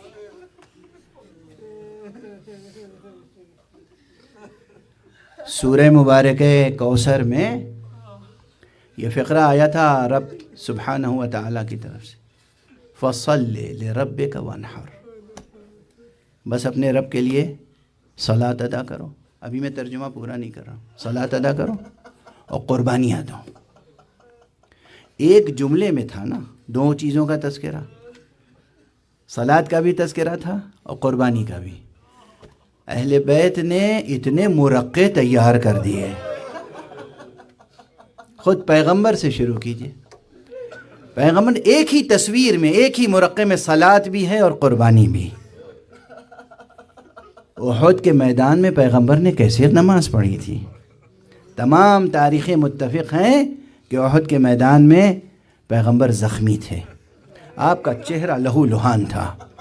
سر مبارک پہ جو خود آپ پہنے ہوئے تھے اس سے اس طرح چہرہ شکستہ ہوا کہ پورا چہرہ لہو لہان ہو گیا اور دندان مبارک ٹوٹ گئے، زخمی تھے، خون میں نہائے ہوئے تھے، مگر رسول نے نماز پڑھی۔ یعنی یہ مرقع تاریخ میں محفوظ ہو گیا کہ دیکھو اللہ نے ہم سے کہا ہے فَصَلِّ لِرَبِّكَ وَانْحَرْ، ایک ہی جملے میں کہا ہے، ہم بھی ایک ساتھ دونوں چیزیں ادا کریں گے، صلاۃ بھی ادا کریں گے، قربانی بھی پیش کریں گے۔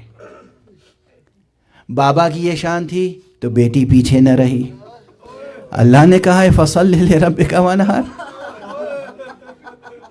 تو پھر ایک وقت کی نماز چھوٹے گی تھوڑی، پسلیاں ٹوٹی ہوئی ہیں، شکم مبارک کا بچہ شہید ہو چکا ہے، زہرا کے بازوؤں پہ بھی زخم ہے،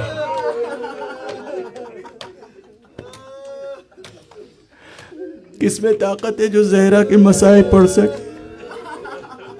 ساری روایتیں ہم پڑھ نہیں سکتے، زہرا کا بازو بھی زخمی ہے، زہرا کا پہلو زخمی ہے، پھر بھی مسلسل نمازیں ادا ہو رہی ہیں، اور زہرا نے جن بچوں کی تربیت کی، اور زہرا کا جو کوفو ہے، آپ دیکھیے نماز کی اہمیت، فَصَلِّ لِرَبِّكَ وَانْحَرْ، زہرا ٹوٹی ہوئی پسلیوں کے ساتھ نماز پڑھتی رہیں، اور علی نے نماز کی حالت میں شہادت قبول کی۔ فَصَلِّ لِرَبِّكَ وَانْحَرْ، صلاۃ ادا کرو، قربانی دو۔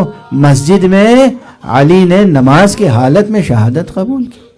امام حسن، یہ روایت کم پڑھی جاتی ہے، امام حسن پر بھی حاکم شام کی طرف سے، باغی شام کی طرف سے جو حملہ ہوا تھا، وہ حملہ اس طرح ہوا تھا کہ آپ نماز کی حالت میں تھے اور آپ کے پہلو مبارک پہ تلوار پڑی تھی۔ حسن، نماز اور قربانی، اور پھر حسین کی شہادت، نماز و قربانی۔ حسین کی شہادت تو ایسی ہے کہ آپ نماز و قربانی کو الگ نہیں کر سکتے، سجدے ہی میں سر قلم ہو گیا۔ اگرچہ زہرا کی مجلس ہے، مگر بس آخری جملہ کہہ کے آج تمام کر رہا ہوں، بقیہ کل حسب توفیق عرض کر سکوں گا کہ آقا رسول اللہ کی نماز اپنی جگہ قربانی کے ساتھ، علی کی نماز قربانی کے ساتھ، زہرا کی نماز قربانی کے ساتھ، حسن کی نماز قربانی کے ساتھ، حسین کی نماز قربانی کے ساتھ، مگر کیسے ادا کروں یہ جملہ؟ حفظ مراتب مانع بھی ہے مگر حقیقت واقع بھی ہے۔ ہائے سید سجاد،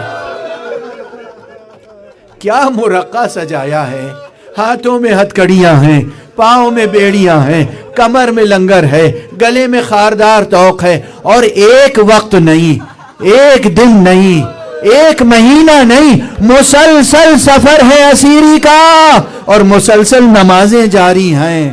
ارے کسی کے ہاتھوں میں ہتھکڑی ڈال دو، کہو قنوت میں ہاتھ اٹھا کے تو دکھاؤ، کسی کے پاؤں میں بیڑیاں ڈال دو، کہہ دو کہ ذرا قیام کر کے دکھاؤ، ارے سجدے کے لیے جھک کے اور تشہد کے لیے بیٹھ کے دکھاؤ، ممکن نہیں ہے۔ مگر یہ سید سجاد ہیں جو مسلسل نمازیں پڑھی ہیں، اور چونکہ گلے میں خاردار طوق تھا،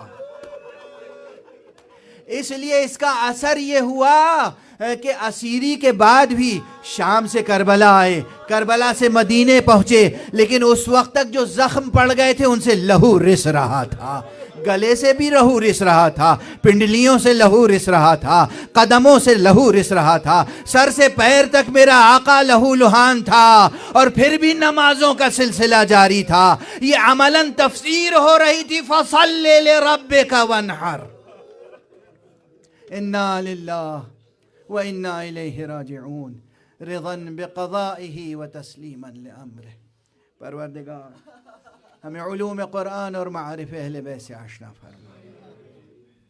معبود پروردگار، زہرائے مرضیہ کا واسطہ ہمارے سینوں میں ہمیشہ چراغ توحید روشن رہے۔ پروردگار ہمارے ہاتھوں میں ہمیشہ دامان ختم نبوت رہے۔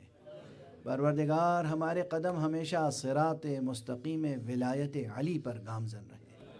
پروردگار ہمارے معاشرے کو معنی ولایت سے آشنا فرما دے۔ پروردگار ہمیں زیر سایہ ولایت جینے مرنے کی توفیق عطا فرما۔ پروردگار معبود، معاشرے میں علماء عاملین کی تعداد بڑھا دے، سچے علماء پیدا کر، مرجعیات رشیدہ کی حفاظت فرما، مرجع تقلید کو اپنی حفظ و امان میں رکھ، رہبر معظم کو اپنی حفظ و امان میں رکھ۔ پروردگار اپنے ولی آخر کو اذن ظہور عطا فرما اور ان کے ہاتھوں سے اپنی رحمت و رافت و عدالت کا پرچم لہرا دے۔ ماتم حسین، ماتم زہرا۔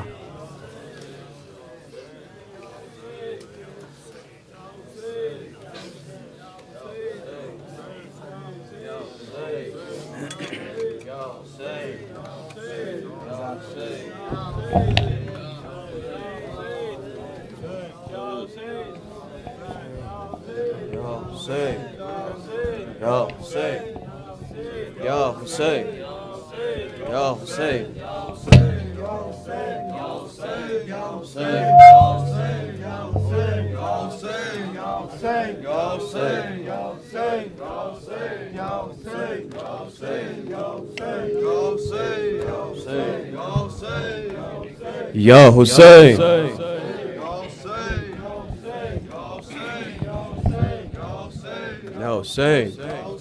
یا حسین، یا حسین، یا حسین، یا حسین، یا حسین، یا حسین، یا حسین، یا حسین، یا حسین، یا حسین۔ آج رخصت ہو رہی ہے تم سے زہرا یا علی، ارے پردہ شب میں میری میت اٹھانا یا علی، آج رخصت ہو رہی ہے تم سے زہرا یا علی۔ سب مل کے جو رخصت ہو رہی ہے تم سے زہرا یا علی، آج رخصت ہو رہی ہے تم سے زہرا، آج رخصت ہو رہی ہے یا ہرا یا علی، آج رخصت ہو رہی ہے یا علی، پردہ شب میں میری میت اٹھانا یا علی، آج ہو رہی ہے زہرا یا علی، آج رخصت تم سے زہرا یا علی، پسلیاں توڑی گئی کیسے یہ بتلاؤں گی میں، حشر کے میدان میں بھی اس حال میں آؤں گی میں، ہاتھ پہلو سے نہ تم میرا ہٹانا یا علی، آج رخصت تم سے زہرا یا علی، سب صدا دیں، آج رخصت تم سے زہرا یا علی، پردہ شب میں میری میت اٹھانا یا علی، آج رخصت تم سے زہرا یا علی، آج رخصت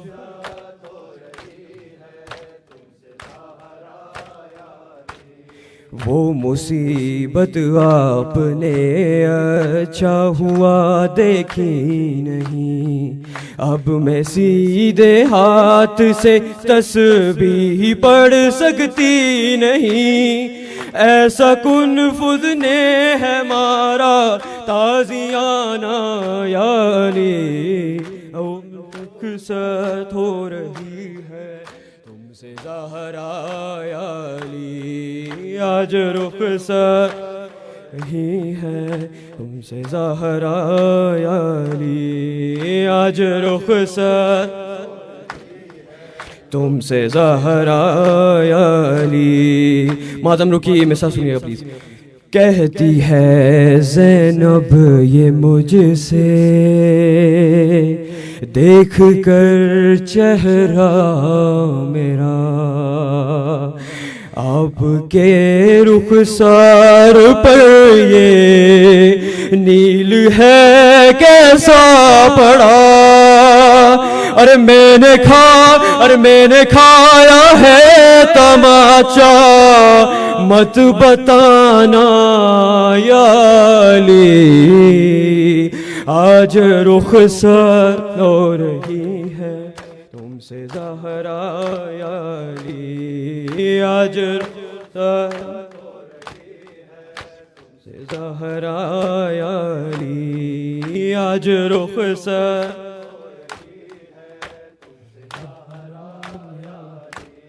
تازیانے کی اذیت کا اٹھانا ایک طرف وہ تماچے قتل محسن در جلانا ایک طرف.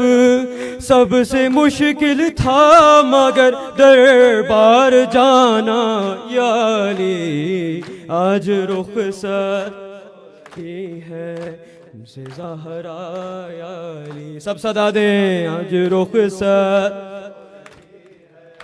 تم سے زہرا یا علی آج رخصت